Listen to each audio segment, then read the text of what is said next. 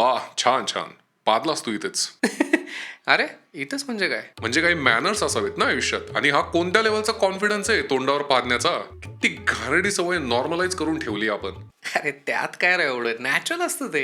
भाई, पादणं म्हणजे हवेत हगणं, आणि हगणं पण नॅचरल आहे ना. बसतो का इथे टेबलवरच? ची यार, तसं नाही रे.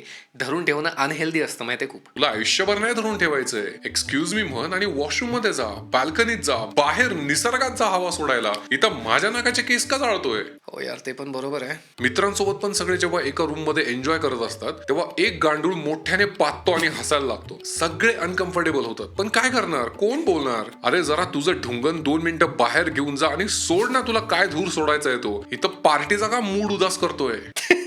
हे बघितलंय बरं का मी होताना. आणि घरात तर अंकल लोकांनी वॉर झोन करून ठेवलंय. नुसतं धडाम धुडूम धुम धुम तार तार पुरपुर पार पार. अरे काय चाललंय हे? आणि हे फक्त मुलंच करतात. आजपासून ना जरा शिक हा माझ्याकडून, आणि हे नॉर्मलाइज करा की दुसऱ्यांसमोर पादू नका. 1 मिनिटं लागतो उठून बाहेर जायला किंवा वॉशरूम मध्ये जायला. करा तेवढं तरी. ठीक आहे.